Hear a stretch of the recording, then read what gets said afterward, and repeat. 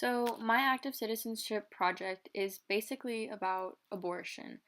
And if news regarding abortion, specifically in Texas, is biased, and it honestly might be.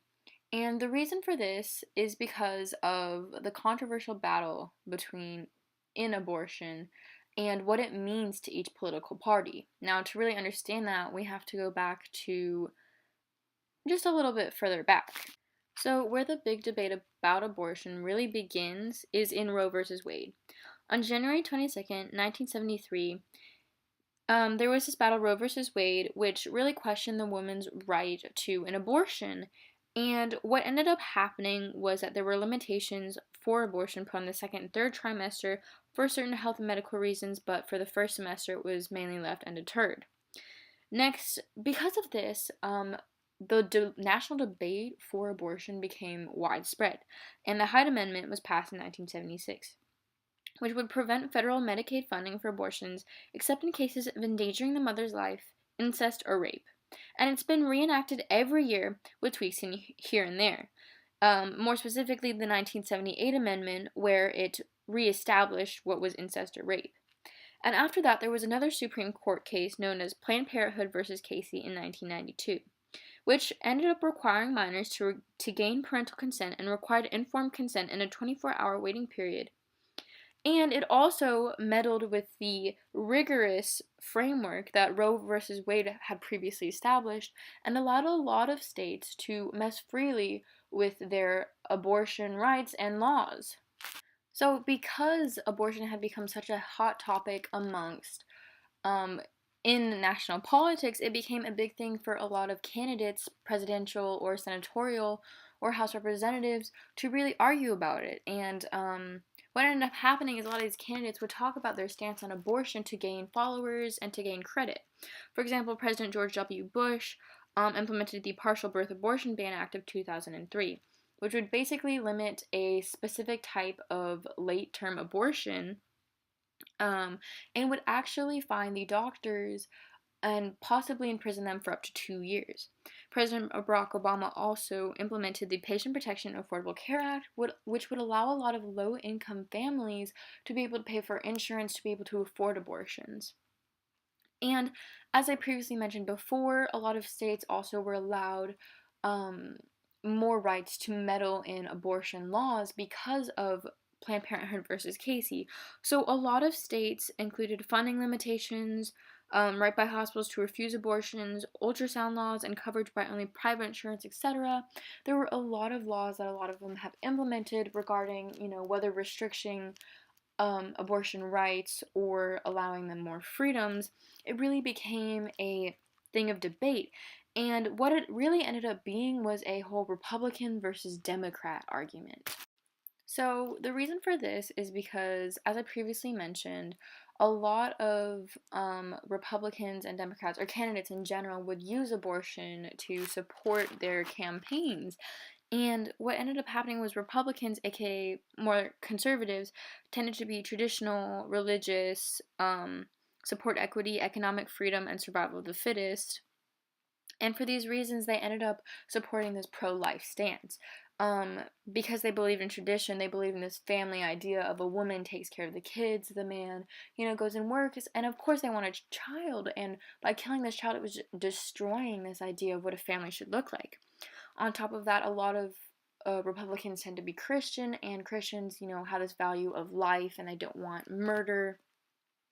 Meanwhile, Democrats, also known as liberals, tended to be progressive, support equality, social movements, and people's rights. And what they tended to argue in this case was that people should have a right to their own body, a right to their own choices, and a right in their own sayings.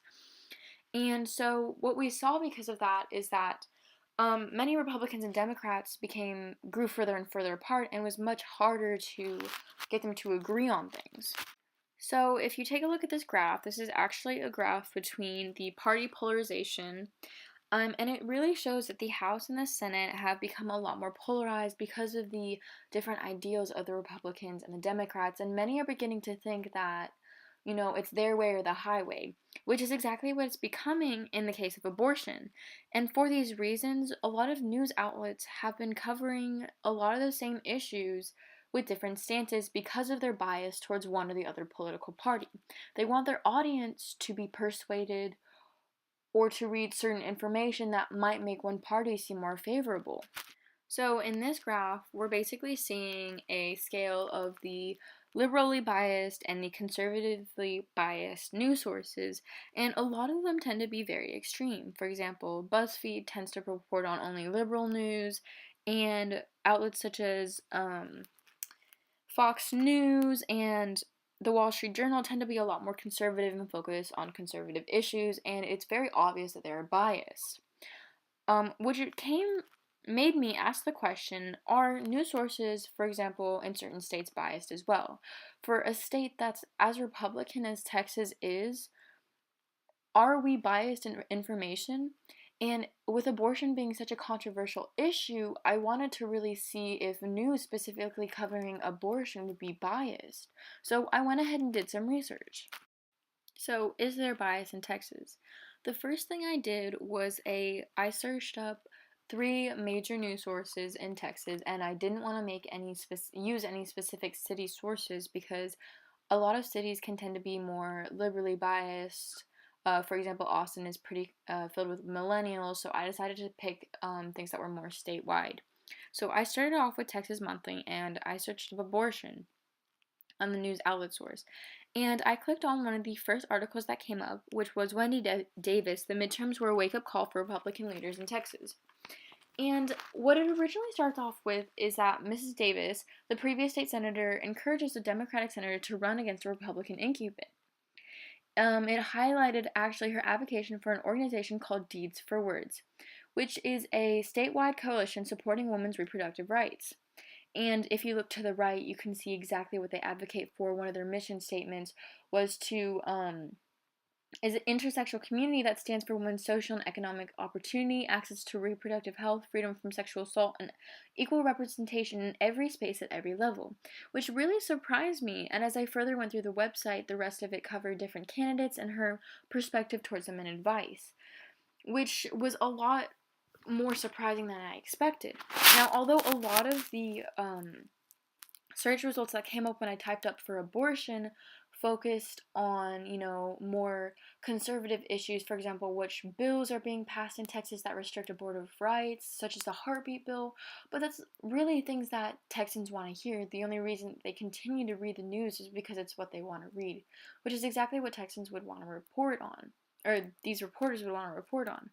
But I was pretty surprised to find that a lot of them were pretty third-person perspective, for example, and actually mentioned a lot of more liberal information or liberal quotes. So, to see if I was actually right and these sources weren't, or the source wasn't biased, I looked at 2 more sources, Texas Tribune and Texas Observer. Now, I did the exact same thing that I did on the previous website, Texas Monthly, and I searched up abortion and I clicked on one of the first couple websites that popped up. So, one of the first ones I found for Texas Tribune is why Texas abortion opponents aren't leading the charge to overturn Roe v. Wade. Now, the article covered why many states are covered the heartbeat bill, which I previously mentioned, which would ban abortion indefinitely after 6 weeks and directly challenge Roe v. Wade. But it said that 3 of Texas's largest anti-abortion groups fear this could backfire, causing the justices to uphold the rights to women for the procedure. Instead, they're pushing other bills such as Senate Bill 1033, which would slowly make progression towards defeating Roe versus Wade. They're actually pretty scared about that. And a lot of the article, once again, third person, pretty informational stuff that Republicans would want to hear about. But at the end of the article, I did find something that seemed a little bit more biased in quotes, and I will show you that in a second after I cover the Texas Observer. Now, what I found with the Texas Observer was that I clicked on this article called Lies into Laws. Texas House passes Born Alive anti-abortion bill despite protests. And it talked about this Texas Born Alive Infant Protection Act, aka House Bill 16. The bill would penalize doctors who don't give full medical treatments to babies born alive after abortion. And I actually found that this article was more democratically inclined because the author then stated that this bill would do very little, as there have been 0 cases of such an event since 2013, which is a baby born alive after the abortion. But I actually found that this was factually incorrect. And although the author was saying that this conservative effort was useless, the CDC found, or the Centers for Disease Control and Prevention, found that there were 143 deaths recorded between um, 2003 and 2014 involving infants born alive during attempted abortions. So, if anything, I found more democratically inclined information than republicly biased information. Now, back to what I found for the Texas Tribune. What I found at the end of the article was a quote from Blake Rocap, a NARL council member in advocacy of pro choice, and he says they do not want to overturn Roe v. Wade. They don't want to push forward legislation that does that right now. Maybe it's just nibbles around the edges. It's just even more insidious. They're just chipping away at the most vulnerable people that they can stigmatize and marginalize to prevent them from having access to healthcare. And the rest of the article included quotes from a lot of more democratic people who were afraid of what these Texas anti-abortion groups would do. And I feel that these were included mainly to make any Democrat reading these or any pro-choice person reading these afraid of what they might do. So, if anything, it was more of a fear instillment article, definitely seemed biased towards the end, but for the majority, it was pretty good. So, in conclusion, I found Texas news sources to be largely unbiased.